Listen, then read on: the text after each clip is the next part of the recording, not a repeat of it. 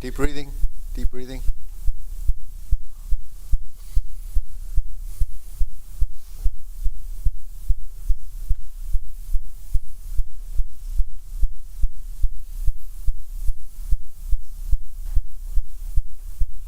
Okay, catch your breath, catch your wind.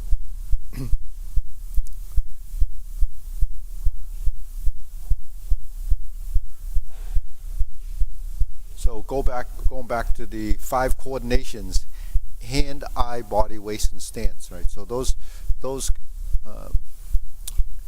elements are important to capture into the total movement in the form. So traditional form really works off of postures that are built together, and because we do essentially 3 styles of martial arts, what are the commonality or the common elements, in the different styles. You have, movements that look so different, but how do they have a sort of a category of commonality or a category of common movements, right? The triangles are the same, the circles are the same, the square movements are the same. The stances are essentially the same. Shifting weight is essentially the same idea. So what we have to do is understand, how to practice our form and what parts of the form, what elements inside the form that we have to understand. So there's posture. What is a posture, right? What's the most important part of a posture? Lawrence, what's the... Transition in this finalization, a position that has good structural integrity. Yeah. So there's different reasons for doing the posture. So that ties into the coordination and so forth. But the one thing about a posture that gives it its name, say, whether it's kungfu or tai chi, what is it? What's it? What? Yeah. So those are the things that we try to teach. But what is the most important part of the posture? The one thing that's the 5 coordinations. What are those 5 things that lead you into that final position is the most important. The final position, right? The final, when you chun kill, there's a final position. So every posture has a final position. What are you supposed to discover in that final position? Then it goes into structure, alignment, stability. Purpose comes, but John, what's of those? He just mentioned structure. He mentioned alignment. So what's in the final position, in the final posture? The final thing is the posture, right? So that's a posture. We call that a song gung siu, double block, right? So that's your final position. So you have a leaning stance. You have 2 horizontal elbows, and then you have a final position. You have the alignment of the position, the biomechanics. You got the hoop. You got the triangles. You got the alignment, and then we have a PowerPoint. What's the important part of where the power is going? Where is it releasing to, right? So there's a PowerPoint. So the PowerPoint, if you're training to define that PowerPoint, how is that developed? It's developed, but so how is your body knowing these? How does it know it? It's because your body has a sensory system, and it's tied to your proprioception. It's tied to recognition. So in your joints,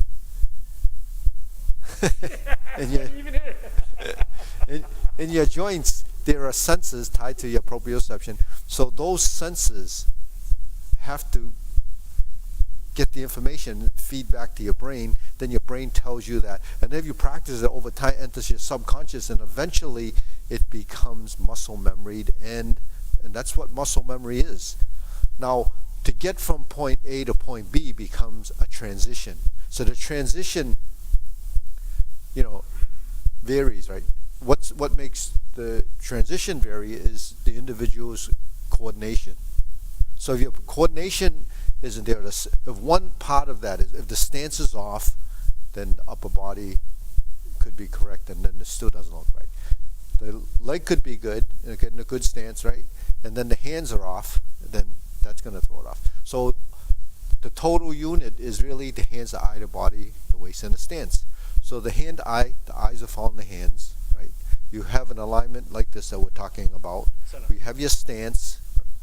You have the waist, which is actually in the movement, so you're actually leaning a little bit more. So there's your final position, right? So that's your imagery. So hand, eye, body, right? Waist, right? Yo and ma, right? So single posture training is taking that unit and doing it over and over again. Now, when you go from one posture to another posture, both postures have to be intact. So if you go like this, right? There's your Song Gong Siu, and you sink, say in second form, you're like this.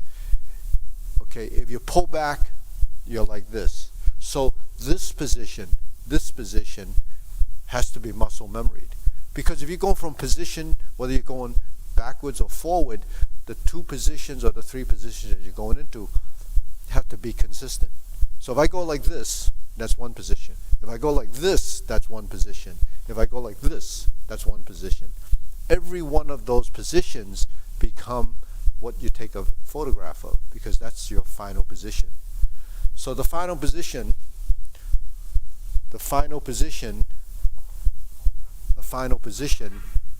is what we should develop as a muscle memory. Now the transition becomes the fluid side of the movement that connects the two movements. So the connection to those two movements becomes the soft side of the movement. The soft side of the movement, like we did in the Tai Chi class earlier, is fist under elbow, and it's really like, so actually Irina was doing the fist under elbow movement, and it looked pretty good. So let's see if we can replicate that, right? We're in a neutral position, right? And then we turn. And then we lower the hands and we slice out. That's Lao Jiang, right? And then you come to here, fist under elbow. If we go back to neutral, that's your ready position. When we turn like this, and we lower the hands, we lean forward, turn the waist, and then turn beyond, make the fist, sink the elbow, pull back, and turn, becomes a transition, right? So you're going from horizontal to horizontal. So you take that one movement. 1, 2, 3, 4, 1, 2, 3, 4, and cycle through.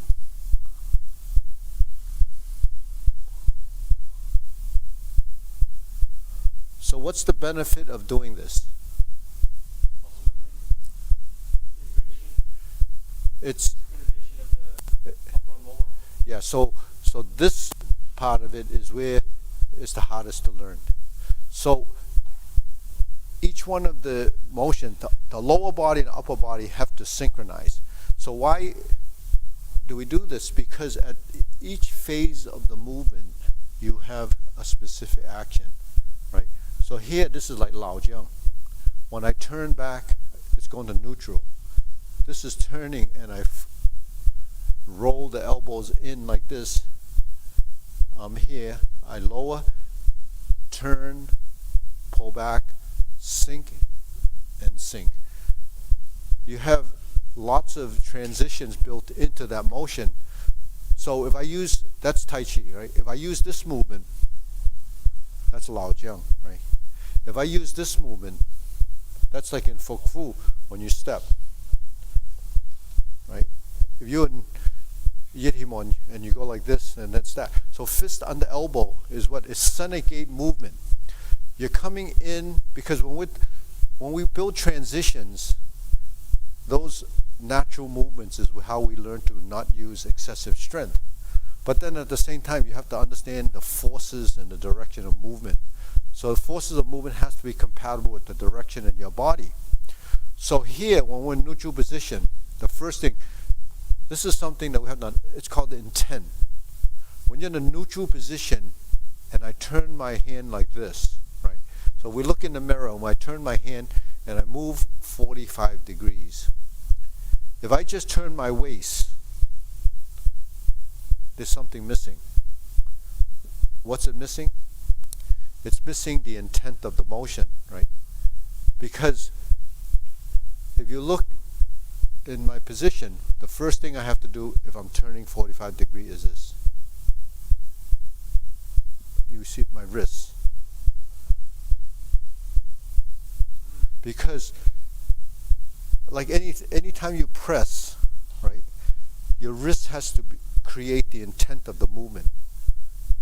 Like when you wipe a table with a rag, if you don't press, your wrist doesn't have power here, doesn't have strength. Because when you sink your wrist, that's called sinking your wrist or seating your wrist. It's called kuen, right? So kuen is this. When you sink, your wrists have to do this. So when I turn, my wrist has to do this. So this takes me in a direction. The next thing you have to do, once I get into a 45-degree plane, I have to sink my elbow, right? I sink the elbow, it comes down. Now this is parallel to my body, and then it starts to turn after I transition forward. Now this is the leg, then I turn the waist, and then I start to sit back. When I start to sit back, I drop my elbow, and then I turn like this. And then I'm here, 1, 2, 3, 4, 5, 6, 1, and then the final sink is here again. So what you're doing is going forward, backward, right, left, and center. And what you're building is the integration of the movement in your body. When you learn this motion in your body, that falls into a category of those type of movements that will be cross-referenced when it shows up in some other movement that might, be similar, because everything that we learn is kind of housed in here. And then as you build off of that type of stuff that's building up in here, the programs, then eventually they start to cross-reference, because we learn through being familiar with the recognition and experience, right? So if you don't have the experience and understanding, the body doesn't know what to do, because the mind doesn't even know what it's doing. So the idea of this position is only one position. This becomes a transitional movement. When I sink like this, everything starts to move, and then I cover, and then I turn, I sink, here, here, and here. Not only does that mechanism become part of the importance of a hand movement, like this, Rob, I'll borrow you out. When you're in a vertical position, when I move this way, even though I'm turning my body, if I don't seat my wrists, now he feels structure. When he feels that structure and I sink, you see my arm is sinking, it's also folding. When I fold and I turn, my shoulder went forward, you see. So I'm like this. I didn't do this. That becomes a physical, isolated movement. When I go like this, and then like this, it's a dimensional movement. Now, if I was on this side over here, then I would do this. And then if it was coming in, I would sink like this. If I want to turn again, it would be like this. So that becomes going into another posture. So that's what transitions are. So when you're here, you have taking this, that was Tai Chi, fist on elbow, but in Hunga, you're big here, same, Lao, right? So you're here, Lao. So what's important? It's your transition and this. So the most important part of this movement is this, this, and this. Now if you get that motion, so you call it single image training or single posture training. If you get that motion, So it's coming around, turn, turn. So now when you do a double tiger, your hand is like this. When you do a cover hand, so that cover hand is always like this.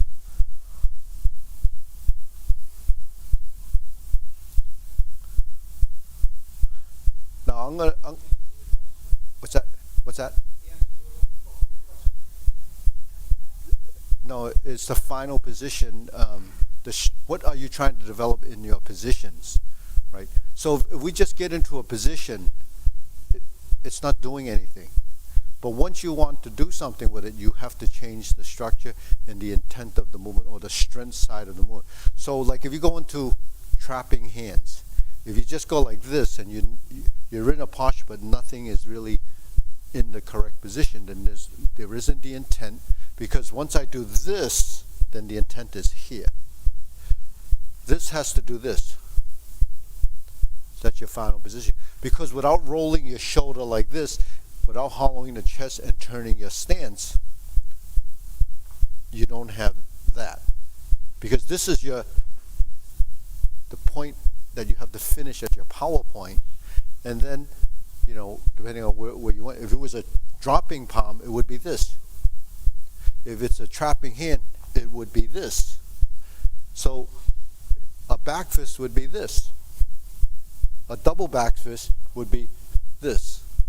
So what you have to do is have the final position. And then the intent in the movement is, well, if I go to a back fist and I don't roll my wrists a little bit here, then the intent of the movement doesn't have strength here. So the intent of the movement helps you create the strength position, or the structure of that position, structure integrity of that position. So when you're in that position, then your body over time will recognize it. If you just sink, or you don't twist, or you don't clench the fist when you're in the final position, then your body doesn't know that it's supposed to do that, right? Because everything that we're doing first becomes something that we visually see and copy. The other side of that is understanding what it's doing, and how do you do it, and how do you create that. So what you did, Kim, was a little bit different. You went like this, but actually it comes in this direction, not come here and then do both. It's cycling like this. 1, 2. So this hand is coming like this. This hand is coming like this. You see? So they're not both spinning in the same direction. This is twisting like this. This is twisting. Because we're coming like this, not like this. You see? Yeah. So the timing is slightly different. So that's what you have to figure out when you're doing the movement. So why is it different? Why is the timing different? Because this hand is what follows this, and then when you finish, this leg has to straighten, so that comes from 2 different places. This distance is shorter than this distance. This shoulder is covering differently from this one. So that's why if you're integrating the body, there's a synchronization time. Right. Double weighted, and one is passive, one is active. So you bring in the idea of passive and active, then it becomes, this is the passive. It's passive in the sense that you have structure here. The body is moving until you're ready to execute, right? And then the leg is turning. If you rise, if you're here, and you lift the elbow, you didn't really lift the elbow, you... How do I avoid being double weighted in this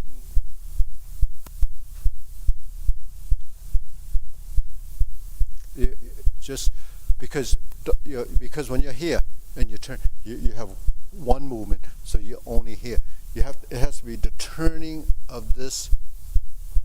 If my hand is here, like here, right? My hand is here. There's a structure here. If I didn't have a structure here, if I turn really, so this actually is passive. So what's active? The chest? the torso The torso, yeah.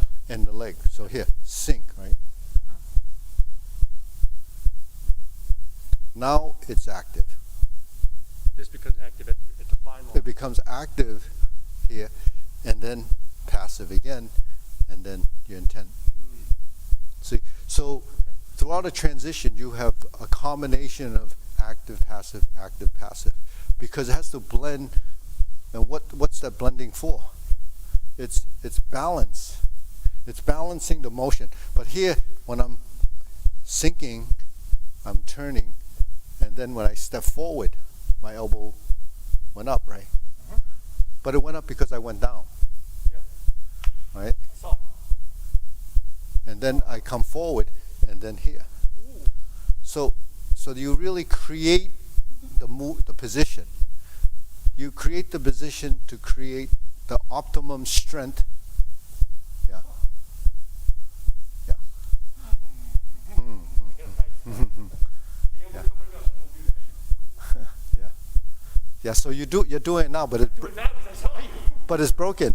Oh yeah. Because I don't know how to do it. So when you're doing it, so it happens automatically like that. So that's sometimes when we talk about you can't see it or do it because you don't know it exists. Because if it doesn't exist in your body, you can't see it because you don't know it exists. That's a curious thing, right? They say that's a strange phenomenon, but it's not strange. It's part of the training. So when we do a posture, there's an intent. You saw that, right?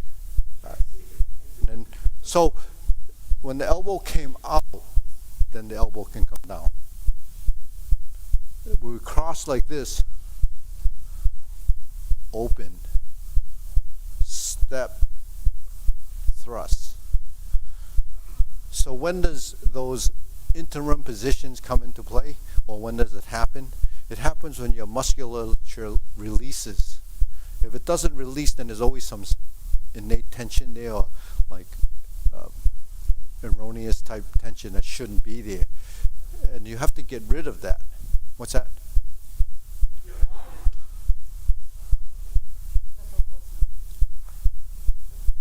Is that it on the wall there? That's a hole. Okay, so that's just posture training, food for thought, right? So we're here, right? 1, 2, right? So if we were doing divert, block, and punch, right? So we're like this, right? Divert, block, and punch. Now we're doing the infinity sign like this, and we just drive the movement, just like a conductor. They're going, but they have intent too. But here's the thing: when we're doing this, we're just doing the movement. But when we're in here and we go like this, and we turn, the intent changes downward, and then it goes this way. So then you have to seat it this way, and then you have to seat it this way, and seat it this way. Right? So your forearm is doing this.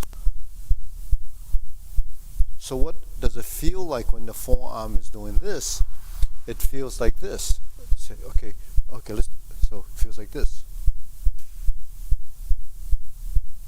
So what it's doing is a figure 8, but it's here.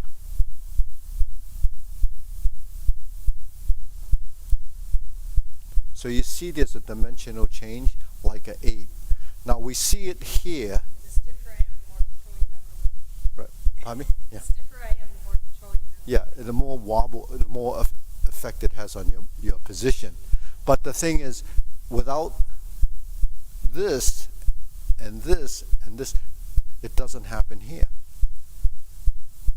Because what this does, when my hand goes like this, now if you watch closely,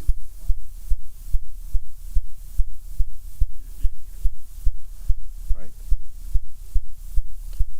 it's moving here too.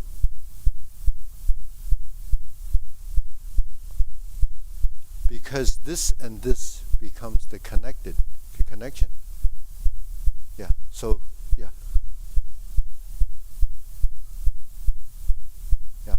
So if you watch his movement, he doesn't have it right. No, No, watch him, don't watch me. no. They have to watch. They have to see why it's not there. So he's not doing it right. He's not doing this.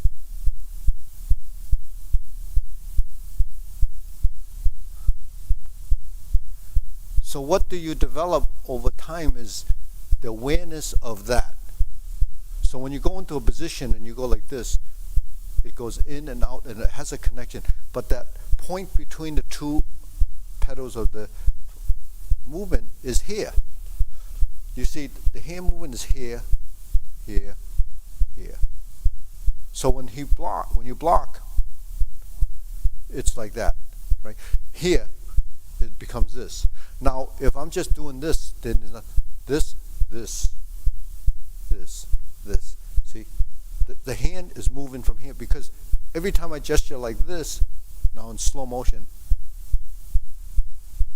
so he feels like as if there's an energy here.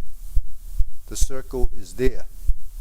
So that's why it's so important when you define the movement that it carries through. That's what your bridges are. In Hunga, the bridges, in Tai Chi, it's your bridges. Yihimon is your bridges. When the hand does this, when it does this, or like this, this is one structure. That's one, down and out. See? So that's why this is so important when you use your technique. He doesn't close that part, but he doesn't have the feeling here. See, the feeling here is just this. See this and this. But when you're here, it's if my hand isn't part of that. If I just go like this, it can't do it. You have if my thumb goes like this, you could feel the sort of energy and emotion as if it's a tracking. So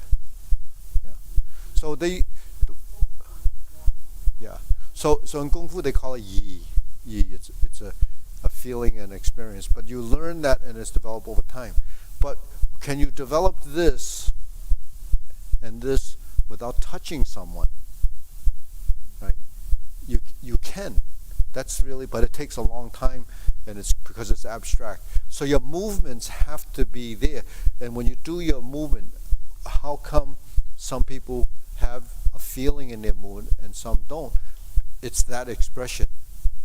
When you thrust your hand, or you go like this, or you go like this, the intent of the movement is what you're trying to develop. It becomes almost like an emotion. It's like a feeling of, like a sense. See? So this is the basic, right? Holding the position, right? Holding the position. Carry tiger to the mountain, right? Forming the fist. All of those, you form the fist is really creating this pattern of movement.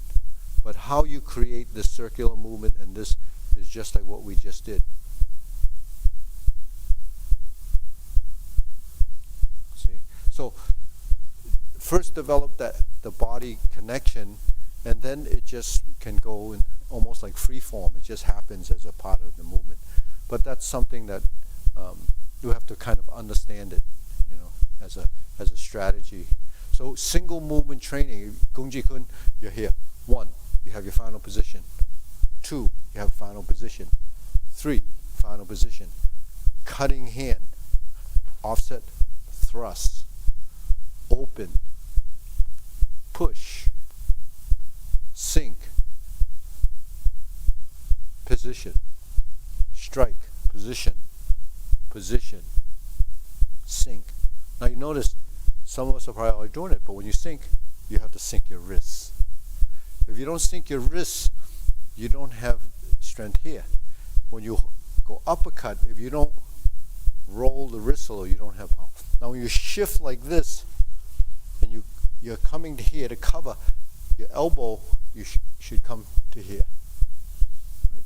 If we step up the elbow, you should lift. So what what should the intent of the lift? Right? Yeah. So this is here. So you have to fold the wrist back a little, and then this is your lift from here, from the shoulder. Yeah. And when you lift from the shoulder, you lift from your back. Right. So when you lift from your back, what do you have to do with the leg? Project forward too.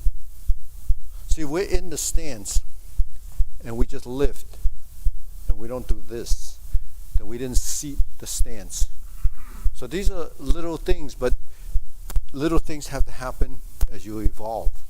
If you're doing this, then this is not doing this, then you have to add this. If this is not lifting, then you have to add this. If this is not doing this, then you have to cover, and then it comes up. And when it comes up, this unit has to be recognized as an elbow that has to stay closed, like an elbow has to stay closed. So these are all really fundamental. All elbows, like the elbow drill, right?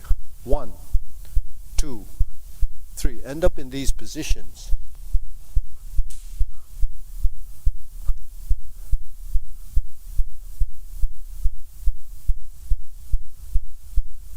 So what that moving of your skeleton is trying to find all those little positions that eventually your body will recognize. So when you do an elbow, you're like this.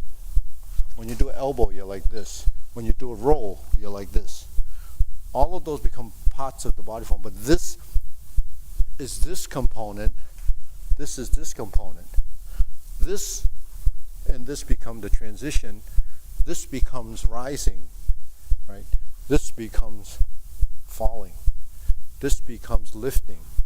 This becomes drawing. So those are all directional type forces. So in order to improve understanding and skill, you have to know what this is. You have to know what this is. You have to know what this is. So all those are setups. So then your body has an action. It has an action. So all of these builds, a body form that has, integration. But then what is that component doing? It's building a program to know how to move with your elbows. It's learning how to move with your punch. It's learning how to move with a chop. It's moving with a trap, a dropping palm. These are all different actions. So many pieces of your body are doing different things. So really it's recruiting the correct musculature to do the motion. This movement and this movement are completely different muscles. The stance is doing this. This is doing this. So this is like this, like we're rocking up and down. This is thrusting like this. This is big like this. This is lifting, right? This is rolling. This is dropping. So you see, all of those require different groups of muscles. So while we're building functionality, look how important it is to have dimension and direction of motion. Because as you age and you start to lose functionality, if you only had a tenth of these type of movements because you never did it, then the other parts that never did it must become dysfunctional, right? Because it never was used. That means your elbow never went up and never went down, never did this and never did this. So all these new things that your body's learning actually must be at least some kind of benefit, right? It's benefit because you're using the same muscles in a different way, in a different order, in a different sequence. So, there is a lot to be said about how to build coordination. Right? So let's do kungfu form again and see if we can find those final positions. All right? Okay, ready? Begin. 1, 2, 3, 4. 1, 2,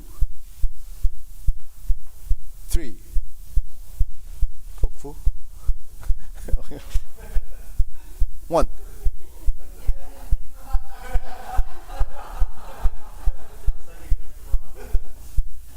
1, 2, 3, 4.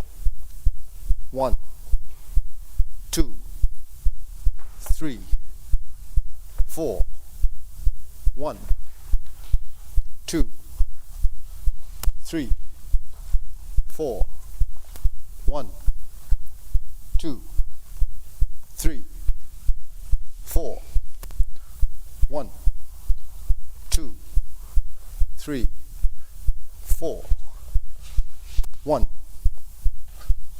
2, 3, 4. 1, 2, 3, 4. 1, 2, 3, 4. 1, 2, 3, 4. 1, 2, 3, 4. 1, 2, 3, 4. 1, 2, 3. Cover big. 1, 2, 3, 4. 1, 2, 3, 4. 1, 2, 3, 4. 1, 2, 3, 4. 1, 2, 3, 4. 1, 2, 3, 4. 1, 2, 3, 4. 1, 2, 3, 4. 1, 2, 3, 4. 1, 2, 3, 4. 1, 2. So every part of your body that moves has something that's tied to it. So that kind of builds the relationship. So that if you practice the form like that, you have building relationships. Taking one movement out, you're building, sort of discovery in the single posture. And then when you link it together, you build the transition that will vary based on breaking into little pieces. So that's how we have to actually, learn and relearn the form. Because while we can go through it pretty fast, that's really taken into just sequential memory. Just being able to go through it, that's really like, just in a meditative mode, just going through it. But if you want to refine it, you have to build that understanding into the movement. And then when we turn, when we roll, then the change of direction and the change of what has to happen to create it is recruiting the musculature to get it to happen the way you want it. So if we're driving from the body, then we have to tie it into the movement. When we're here, there's some tension, but you have to figure out how much. That's something that is, the body will feel that it's correct, so it's not excessive, but you have to turn it to here, and then you're here. And then movements will be initiated at a certain part of the body when it happens. Then the idea of equal opposite, passive and counterbalancing becomes another phase of movement. Counterbalancing is this. See, there's a balance here. Then you punch. Then you just don't just do this. It's your legs. You have to open the stance. When you cover, you big. Counterbalance. Then you low. It's tied to your waist. The power comes from the waist. Yeah. So, these are things that your body will over time. During the transit, the action is here. The cover is here. But this hand is already in preparation, because if I'm coming here, the body is shrinking and then lifting, right? So you see the body cover is prepared, turn, pick, turn, pick. So you have that in Gung Ji Kun. All you do is have to cover, pick, cover, pick, cover, pick. Because you have it for there, you have it for the black tiger, you have all these setups, cover, black tiger. So that's consistent as a setup. So learn the setup and then, yeah. So what he did, see what he's doing. So it doesn't have what we were talking about, right?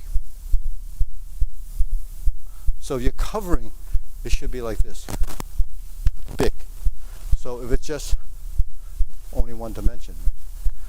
So, but it's not that he wasn't listening, his body doesn't know at this point. You just have to, takes a little more time.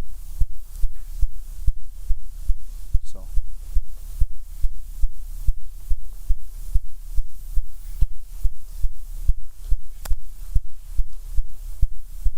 Yeah.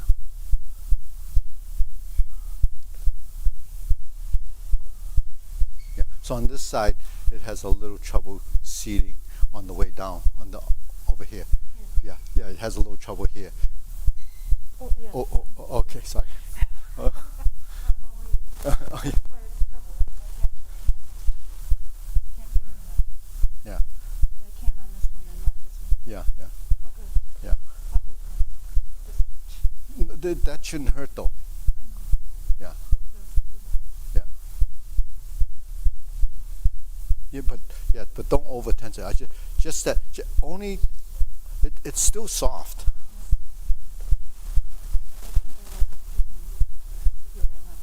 Yeah, just at this point. See at this, it's not down here. It's at this point. It's because this is when it's going to start to change, right? Right here at this point. Oh, here. See. See.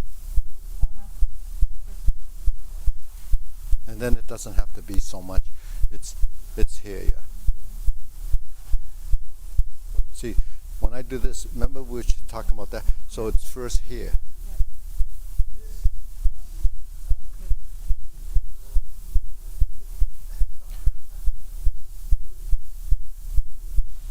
Yeah, so the energy is, see.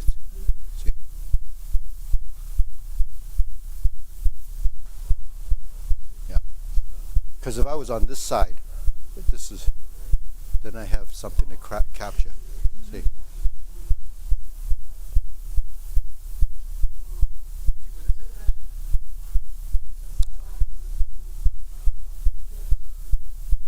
Yeah, but you're missing this.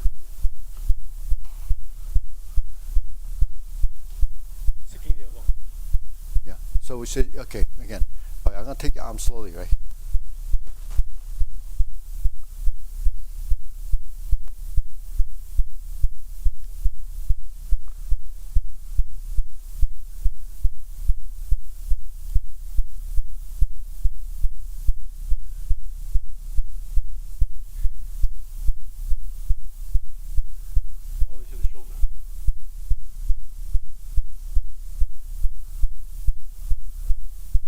Good.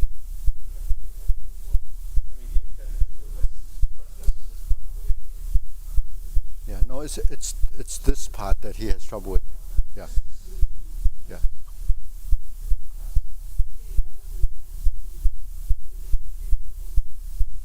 Yeah, do it again. No, yeah, standing. Yeah, this.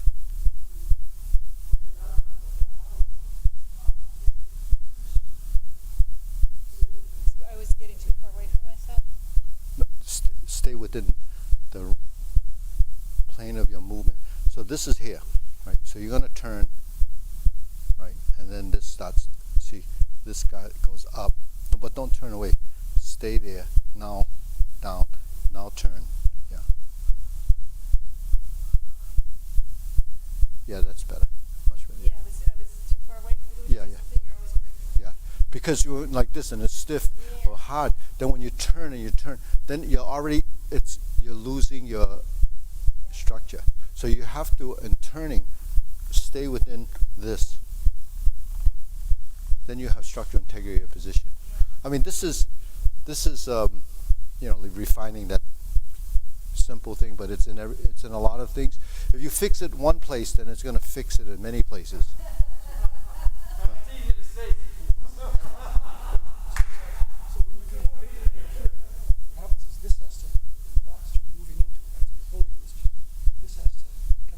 Oh no, you turn more. See when you cover and you pick. See, my hand is not here, because when I turn a little more, turn a little bit more. So then your arm will stay here. See? This one shouldn't, isn't that supposed to kind of collapse a little bit? Well, it came collapse here, but then it just comes like this.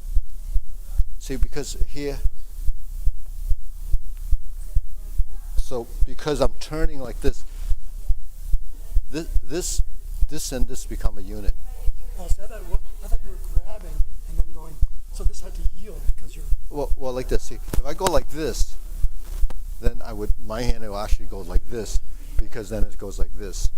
But in form, you're like this. This is your position.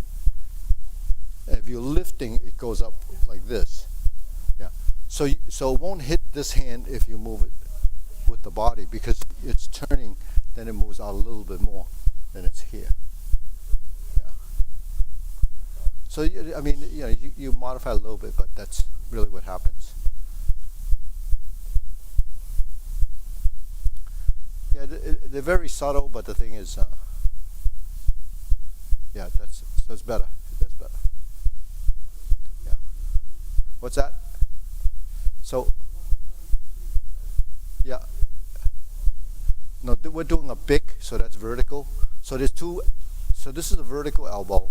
It's called a bick, like a big pen, like B-I-K or B-I, bick. This is a pow. It's a horizontal elbow. So this elbow and this elbow is horizontal, yeah. They're both elbows, but one goes to 90 and then the other one goes to,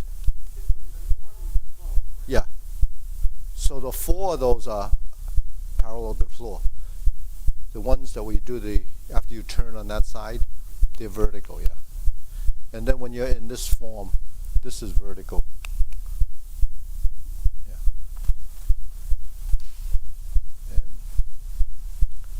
Bamboo has that's parallel to the floor, except for the yeah.